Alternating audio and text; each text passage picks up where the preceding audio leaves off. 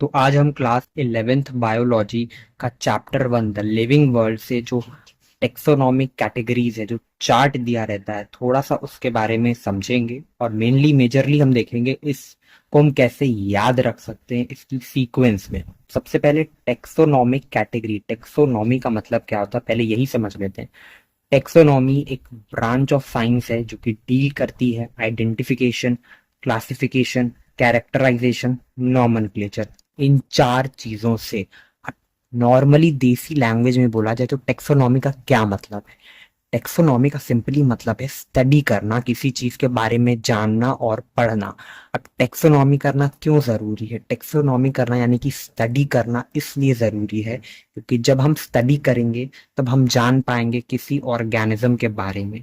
अब हो सकता है वो ऑर्गेनिज्म बहुत इंपॉर्टेंट कोई केमिकल बना रहा हो, तो अगर हम पढ़ाई करे रहेंगे, स्टडी करे रहेंगे, टेक्सोनॉमी करे रहेंगे, तो हम उससे वो इम्पोर्टेंट केमिकल को एक्सट्रैक्ट कर सकते हैं, अपने बेनिफिट के लिए इस्तेमाल कर सकते हैं, फिर चाहे मेडिसिनल फील्ड हो एक्सेट्रा, कहीं भी उसको यूज कर सकते हैं। जो एनसीईआरटी में 7 ऑब्लिगेट कैटेगरीज है वो ये है, यानी कि species, genus, family, order, class, phylum. Phylum level of classification हम एनिमल्स के लिए इस्तेमाल करते हैं और डिवीजन लेवल ऑफ क्लासिफिकेशन हम प्लांट्स के लिए इस्तेमाल करते हैं। और जो हमारी 7वीं ग्रुप है, कह दो या कैटेगरी, इसको टेक्सॉन भी कह सकते हो, कुछ भी कहो एक ही बात है। यानी कि सारी, इसको एक इंडिविजुअली टेक्सॉन भी कह सकते हो, कैटेगरी भी कह सकते हो, ग्रुप भी कह सकते हो, एक ही बात है। और जो 7वां लेवल ऑफ क्लासिफिकेशन है वो है किंगडम। हमें एक बात याद रखनी कि जैसे जैसे हम इस हायरार्की यानी कि इस सीक्वेंस में बढ़ेंगे, स्पीशीज से किंगडम की ओर बढ़ेंगे, तब होगा क्या? ऑर्गेनिज्म का नंबर और साथ साथ प्रजातियों दोनों का नंबर बढ़ेगा, लेकिन उनके बीच जो मेल मिलाप वाले कैरेक्टर हैं, जो कॉमन कैरेक्टर्स हैं, वो घटने लगेंगे। वहीं अगर हम उसका उल्टा किंगडम से स्पीशीज की ओर बढ़ेंगे तो नंबर ऑफ प्रजाति यानी स्पीशीज और ऑर्गेनिज्म का नंबर भी घटेगा, पर साथ साथ जो हमारे सिमिलर कैरेक्टर्स हैं, जो कॉमन कैरेक्टर्स हैं, वो बढ़ेंगे, यानी कि वो मैच करेंगे बहुत। अगर हम कंपेयर करेंगे एक ऑर्गेनिज्म को दूसरे ऑर्गेनिज्म से तो काफी ज्यादा कैरेक्टरिस्टिक हमें मैच करने में, यानी काफी ज्यादा सिमिलर देखने को मिलेगा। तो हमारी सबसे पहली जो क्लासिफिकेशन की यूनिट है वो स्पीशीज है। स्पीशीज को हम बेसिक यूनिट ऑफ क्लासिफिकेशन भी कहते हैं। क्यों बेसिक यूनिट ऑफ क्लासिफिकेशन कहते हैं? क्योंकि क्लासिफिकेशन की देखो शुरुआती स्पीशीज से हो रही है ना, और एंड यहाँ पे किंगडम पे हो रही है। स्पीशीज शब्द को सबसे पहले एक साइंटिस्ट थे जिनका नाम है जॉन रे, उन्होंने इस शब्द के बारे में बताया था। और जो बायोलॉजिकल डेफिनेशन थी स्पीशीज की वो दी थी साइंटिस्ट अर्नस्ट मेयर ने।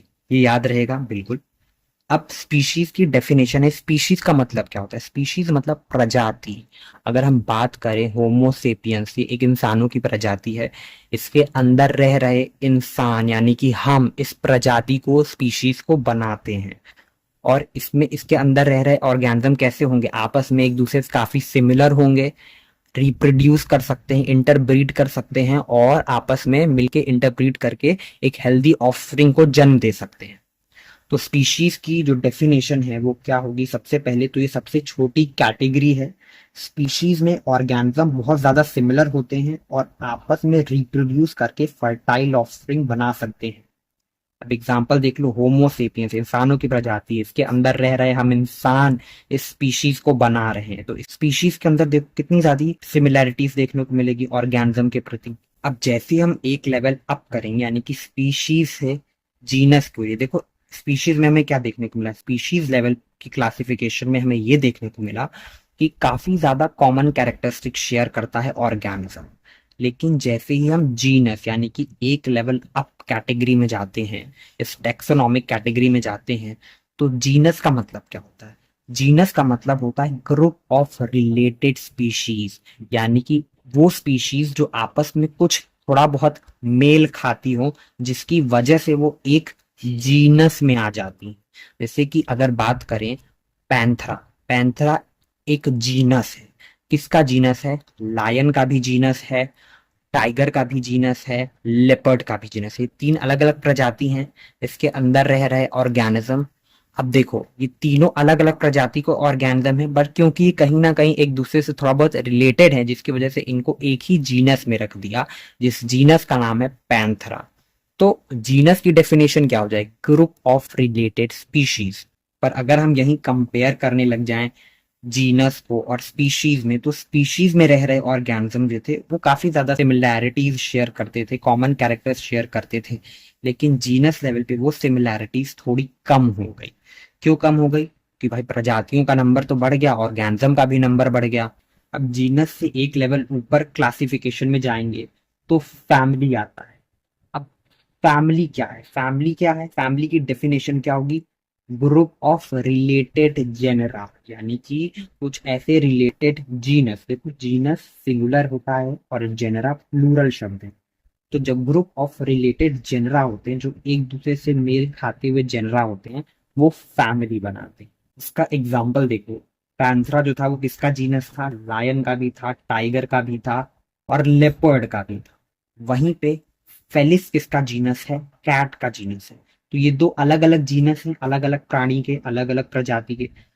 लेकिन ये दोनों ही जीनस आपस में कहीं ना कहीं रिलेटेड है। तो related genera, group of related genera ही क्या बनाता है? फैमिली बनाता है।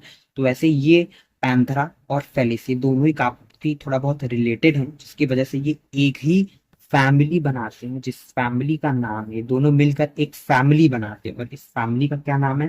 Felidae family. और इस फैमिली के जो मेंबर होते हैं वो कैसे होते हैं? इस फैमिली को हम कैट फैमिली भी कहते हैं, यानी कि फेलिडे फैमिली, यानी कि कैट फैमिली। इस कैट फैमिली के अंदर देखो कई जनरा आ गया, पैंथरा आ गया जिसके अंदर तुम्हारा लायन था, टाइगर था और लेपर्ड था। वहीं पे फेलिस आ गया जो कि कैट का जीनस है। तो ये दो अलग अलग प्रकार के जीनस हैं, जनरा हैं, जो मिलकर क्या किए? काफी थोड़े बहुत रिलेटेड मिलकर एक फैमिली बना दी, जिस फैमिली का नाम था फेलिडे। और इस फैमिली के जो मेंबर्स हैं वो कैसे होते हैं? बिल्ली जैसे होते हैं। इसके मेंबर्स कौन है? हमारी कैट है, तुम्हारा लायन है, तुम्हारा लेपर्ड है, तुम्हारा टाइगर है। अब फैमिली से एक ऊपर कैटेगरी जो आती है, चौथी कैटेगरी, उसका नाम है ऑर्डर। क्या होगा? इसी का ठीक वैसे ही बोल दो कि group of related family order बना देगी। देखो एक फैमिली है फैलिडे। फैलिडे कौन सी फैमिली है? फैलिडे कैट फैमिली है। और एक फैमिली है कैनिडे। कैनिडे कैसी है? Dog family. तो ये दोनों ही फैमिली मिलकर एक ऑर्डर बना रही है, जिस ऑर्डर का नाम है कार्निवोरा। कार्निवोरा क्या है? कार्निवोरा यानी ऐसे ऑर्गेनिज्म जो मीट, फ्लैश खाते हैं। अब इसी से एक लेवल अप करेंगे तो क्लास आ जाएगा। तो क्लास क्या होगा?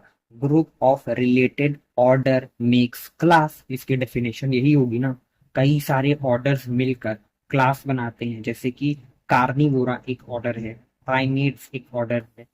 तो ये सारे ऑर्डर मिलके एक क्लास बनाते हैं जिसका नाम है मैमेलिया। इस क्लास के अंदर कैसे कैसे प्राणी भरे हुए हैं? अच्छा, मैमल्स क्या होते हैं? मैमल्स वो प्राणी हैं जो अपने बच्चों को दूध पिलाते हैं और उनके बॉडी पे हेयर होता है। फिर एक लेवल ऑफ क्लासिफिकेशन ऊपर जाएगा तो फाइलम आएगा। बहुत सारे रिलेटेड क्लास मिलकर फाइलम बनाते हैं। फाइलम लेवल ऑफ क्लासिफिकेशन हम एनिमल्स के लिए इस्तेमाल करते हैं और डिवीजन लेवल ऑफ क्लासिफिकेशन हम प्लांट्स के लिए इस्तेमाल करते हैं। अब देखो कई सारी क्लास मिलकर फाइलम बनाते हैं। कैसे भाई? अब देखो मेमेलिया एक क्लास है, एव्स जिसके अंदर बर्ड्स आती है वो भी एक क्लास है, रेप्टिलिया एक क्लास है। ये तीन अलग अलग प्रकार की क्लासेस हैं। क्या मिलकर क्या बना रही हैं? फाइलम बना रही हैं। और ये कौन सा फाइलम बना रही है? ये सब कॉर्डेटा फाइलम में आते हैं। यानी कि आप कह सकते हो कई सारी क्लासेस मिलके फाइलम बनाती हैं। जैसे कि तुम्हारी मैमेलिया क्लास थी, एव्स जिसमें बर्ड्स आती है, रेप्टिलिया, सारी कई प्रकार की क्लासेस थी जिन्होंने मिलकर फाइलम बनाया। कौन सा फाइलम बना दिया? कॉर्डेटा। इस कॉर्डेटा के अंदर रेप्टाइल्स भी आता है, तुम्हारी बर्ड्स भी आती है और मैमल्स भी आता है। अब आखिरी देखेंगे जो सबसे top most level of classification है वो है किंगडम। अब देखो किंगडम की बात करें, अगर हम मैं एनिमल किंगडम की बात करूं तो एनिमल किंगडम में तो सब एनिमल आ गए, हम भी आ गए, सांप भी आ गया, चूहा भी आ गया, बिल्ली भी आ गया, सारे प्रजाति के एनिमल्स आ गए एनिमल किंगडम में। तो अगर हम सबको कंपेयर करने लग जाएं तो कितने कम कैरेक्टर्स मैच करेंगे। अगर हम अपने आप को चूहे से कंपेयर करें तो क्या मिलते हैं? क्या बिल्कुल नहीं मिलते। तो तुम एक चीज देख सकते हो कि जैसे जैसे हम स्पीशीज से किंगडम की ओर बढ़े, तो वैसे वैसे प्रजातियों का नंबर यानी कि स्पीशीज का नंबर बढ़ा और साथ साथ ऑर्गेनिज्म का भी नंबर बढ़ा। लेकिन जो मेल खाने वाले कैरेक्टर्स थे, यानी कि जो कॉमन कैरेक्टर्स थे, वो तो घट रहे हैं। पर वहीं अगर हम बात करें इसी का उल्टा, अगर हम किंगडम से स्पीशीज की ओर बढ़ रहे हैं, तो जो स्पीशीज का नंबर है वो भी कम हो रहा है और ऑर्गेनिज्म की संख्या भी कम हो रही है, जिसकी वजह से जो सिमिलैरिटीज है वो बढ़ रही है एक ऑर्गेनिज्म की दूसरे ऑर्गेनिज्म के साथ। तो थोड़ा बहुत टेक्सोनॉमिक कैटेगरी के बारे में हम रूबरू हो गए, बट मेजरली हमें इस कैटेगरी को तो शायद आपको पहले से भी आता होगा, बहुत अच्छे से आता होगा। लेकिन मेन हमें इस कैटेगरी, ये 7 टेक्सोनॉमिक कैटेगरी याद कैसे रखें, क्योंकि हमें याद ही नहीं होती, यही मेन प्रॉब्लम होती है हमारी।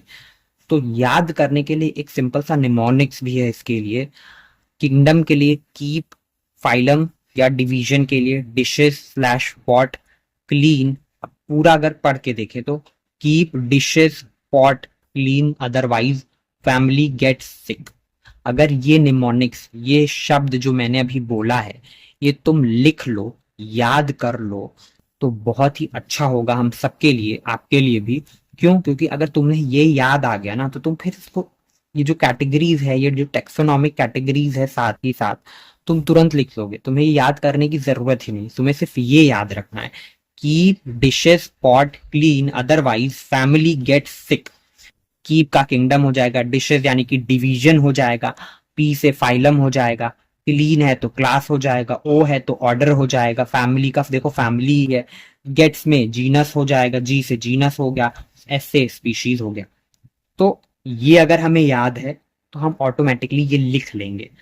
एक बात याद और रखेंगे, बस ये याद होना चाहिए, ये याद नहीं भी हो रहा, भाड़ में जाए, कोई दिक्कत नहीं है, लेकिन ये याद होना चाहिए, क्योंकि अगर ये याद है, हमने रफली लिख लिया इसे कॉपी में और हमें याद हो जाएगा, तो बहुत अच्छी बात है। क्योंकि अगर ये याद हो गया और हमने एग्जाम में अगर आया ये लिखने को, तो बहुत आसानी से कर लेंगे, कोई मुश्किल थोड़ी है। बस हाँ, ये हो सकता है याद ना हो, पर ये तो याद हो ही जाएगा। तो ये एक इम्पॉर्टेंट है याद रखने के लिए, इसको अच्छा तरीका है, इसे ऐसे याद कर सकते हैं। अब एक चीज हम और याद रखेंगे, ये जो ऑर्डर है यानी कि जो सीक्वेंस है स्पीशीज से किंगडम की ओर, ये असेंडिंग ऑर्डर यानी कि छोटे से बड़ा की ओर हम मूव कर रहे हैं।